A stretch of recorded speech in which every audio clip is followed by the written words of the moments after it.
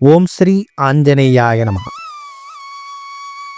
మార్గశిర లక్ష్మీ గురువార పూజని ఎలా చేసుకోవాలో స్వయంగా అమ్మవారు చెప్పిన కథేంటో తెలుసుకుందాం. ఒకనాడు నారదుడు పరాశరుడు త్రిలోకాలను సంచరిస్తూ సేద తీరటానికి భూలోకంలో ఒక గ్రామానికి వెళ్ళారు. ఆ సమయంలో ఆ గ్రామంలోని ప్రజలు వాళ్ళ ఇళ్లను ఆవు పేడతో అలికి ముగ్గులని వేశారు. స్త్రీలు తలంటు స్నానము చేసి కొత్త బట్టలు ధరించి లక్ష్మీ పూజను చేయటానికి అందరూ ఒకచోట కలిసి అమ్మవారికి గానం చేస్తుండగా వారి భక్తికి ఆశ్చర్యం చెందినటువంటి నారద మహర్షి పరాశర మహర్షితో ఈ విధంగా అన్నాడు. ప్రజలు అందరూ కలిసి చేస్తున్నటువంటి ఈ పూజ ఏమిటి?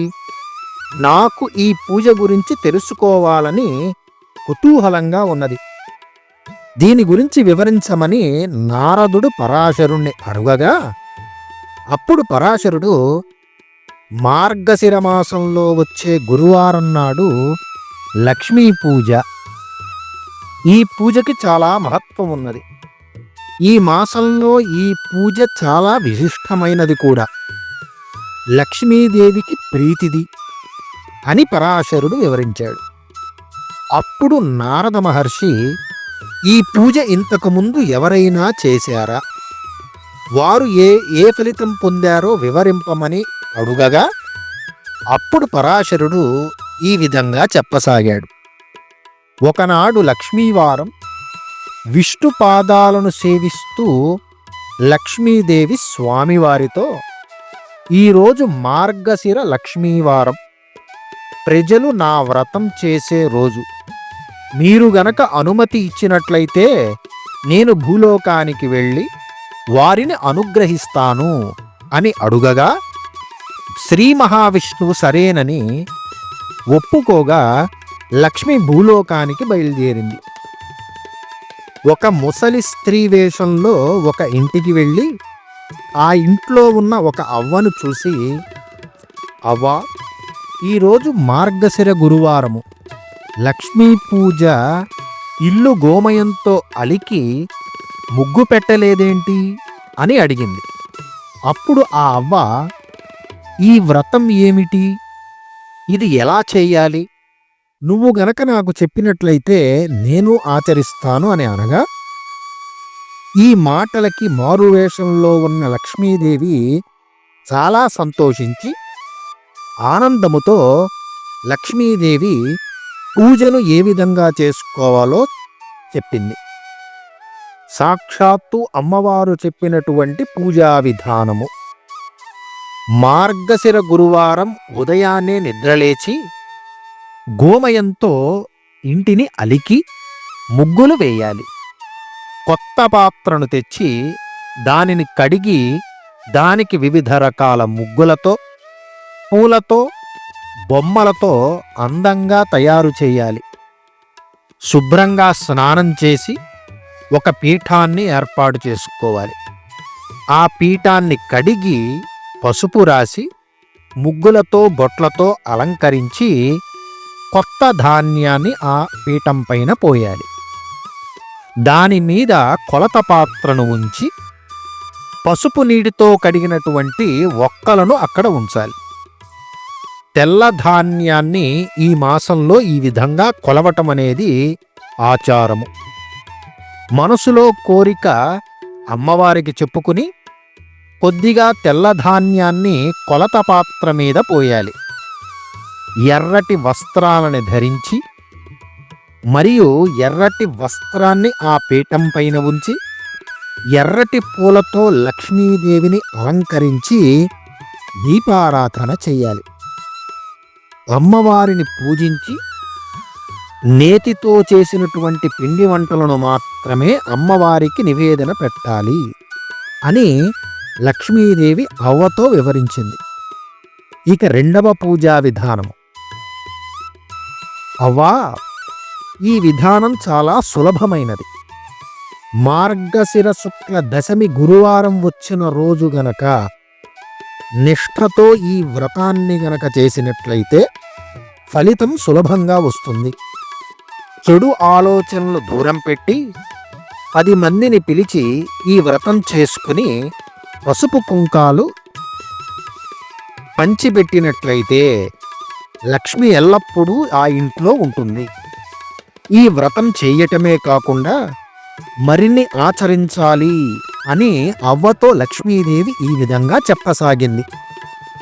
ఆచరించవలసినటువంటి నియమాలు: గురువారం ఉదయం లేచి ఇల్లు తుడవకపోయినా శుభ్రం చేయకపోయినా లక్ష్మి నిలవదు.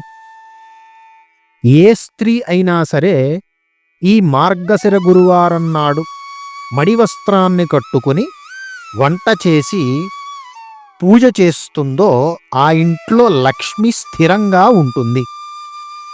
ఏ స్త్రీ అయినా సరే ఈ గురువారం నాడు పిల్లలను తిట్టడం కానీ కొట్టడం కానీ ఇల్లు వాకిలి ఊడవకుండా ఉన్నా కానీ అంట్లు కడగకుండా ఉన్నా ఇదే రోజు సాయంకాలం ఇంటి గడపకు ఇరువైపులా దీపాలు ఉంచకుండా ఉన్నా సరే ఆ ఇంట్లో లక్ష్మీదేవి ఉండదు. అంతేకాదు, ఈ పైన చెప్పినవి అన్నీ ఎవరైతే చేస్తారో ఆ ఇంట్లో ధనానికి సంతానానికి హాని కలుగుతుంది. అంతేకాక ఈ మార్గశిర గురువారం రోజు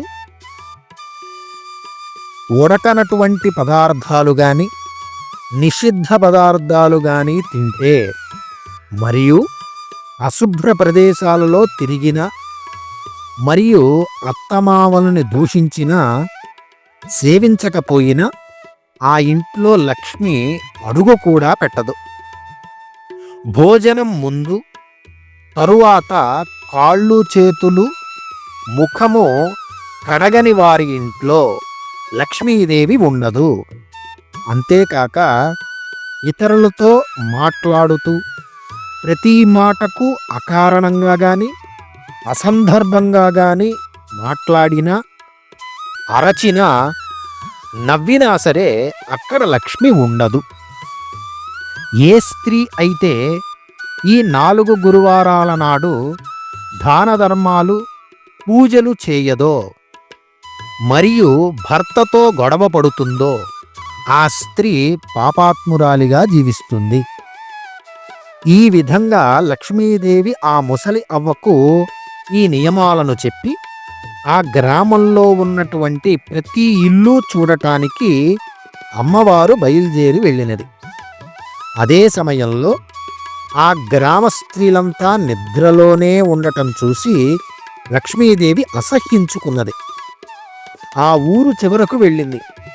అక్కడ ఒక పేద స్త్రీ ప్రతిరోజు ఇల్లును గోమయంతో అలకి ముగ్గులు పెట్టేదట.